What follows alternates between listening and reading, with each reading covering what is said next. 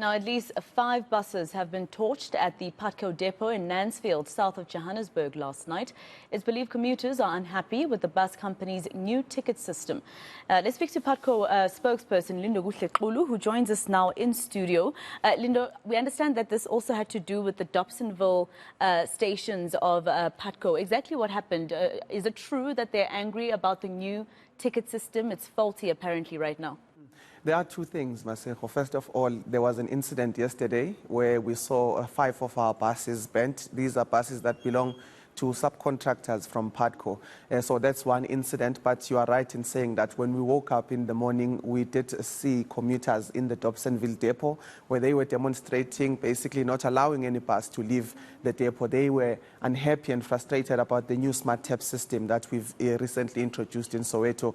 So I can confirm that there was that picket, but what had happened was that they handed over a memorandum of demands, essentially saying that they want the system to be suspended until such time we were confident to say that this system is going to work as it's supposed to. So we've accepted that memorandum and we're taking it to our management, and we'll return on Friday just to give them feedback in terms of some of the demands they've made. And in the meantime, I mean, you're admitting that there is a glitch with the system. So in the meantime, until Friday, what do the commuters do in terms of a system that glitches every time they try to pay?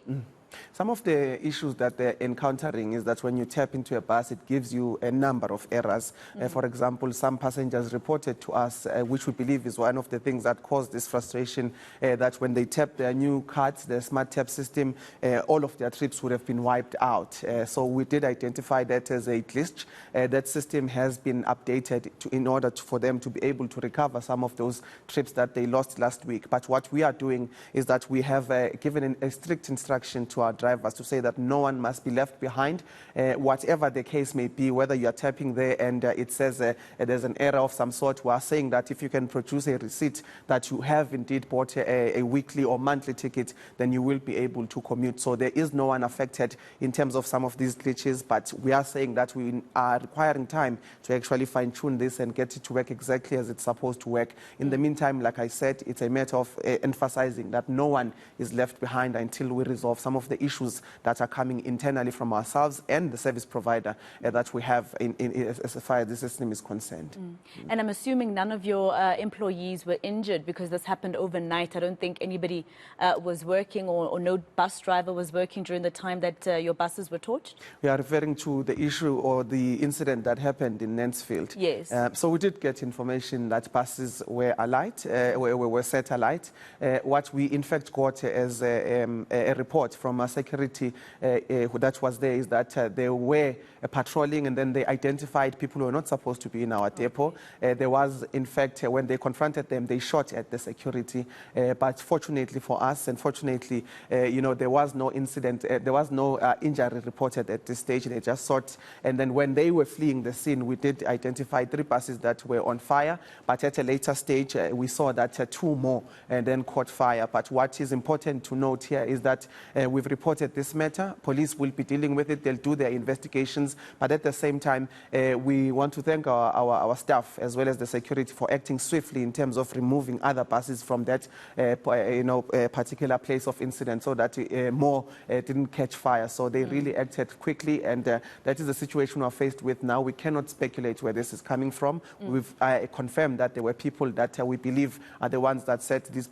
buses alight. But what we're going to do is to allow police to investigate, and thereafter we'll be able then to act on some of the things that we've seen. But this is blatant criminality, and it affects all of the people that would be depending on Putco bus on a daily basis. And it must be something that's going to cost the company quite a lot of money, even if it's a subcontractor. That's right. It's one of the things we're collating as far as understanding how much is the damage. But our subcontractors, they are in contact with us. We will be able to come up with strategies of ensuring that, first of all, we cover those shifts that would be affected because of the loss of this bus infrastructure. But secondly, in terms of ensuring that there is a replacement of these buses, and of course insurances would need to come in place here. But it's quite unfortunate that there are people out there who would just come into our depots and torch buses that are really serving people.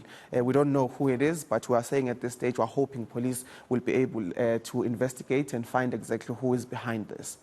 Media reports were suggesting that the Dobsonville incident, commuters and residents were blocking all the main roads. Can you confirm for us whether or not there were any services that were disrupted in terms of people going to work or school this morning?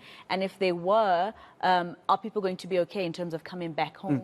So passengers, as well as the Batupili passenger forum in Soweto, they blocked mainly the Dobsonville depot, meaning that some of the buses that were supposed to leave there did not leave. Many people were affected, but luckily it's not the only depot that we have. So there was a reduced service in the morning because of blocking one of our sleeping grounds as far as buses are concerned. But like I said, that process has unfolded in a sense that they've given us a memorandum of demands and we're going to respond to it. So they're saying that they want a response on Friday. In the meantime, we have been able to immediately dispatch buses to be stationed at starting points so that in the afternoon we're able to carry out our mandate as far as bringing people back from work and from their respective destinations, from school and all of that. So I can confirm that our services will be back to normal in the afternoon and we'll be able to ferry people back home. Okay, all right. And lastly, Lindo, in terms of your reassurance as Putco to bus drivers, you know, if you're hearing about people torching buses overnight, being able to gain access to a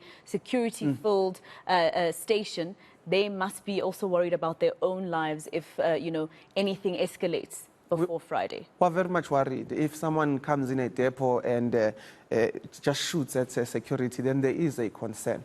And that is why we're saying that while we try to strike an intricate balance in a sense that we can't just suspend buses and they must not operate because of this incident, because many people, many livelihoods would be affected. So that's one thing to consider. But at the same time, security has been heightened. They have, in fact, heightened security within our grounds. But also, it's something that we keep on saying, that in a lawful country like South Africa, we're expecting that authorities would be able then to provide us with the necessary intelligence as far as what is happening, but also provide us with the security that any South African citizen would have to enjoy. Because at the end of the day, you're asking about drivers, there is that concern, but there's also 210,000 people that we commit every day that their lives might be affected by this. So that is why we're asking authorities to really try to, you know, speed up this process of trying to find out who it is that is doing this, what is the motive, and so that we'll be able to arrest it in the manner that is required.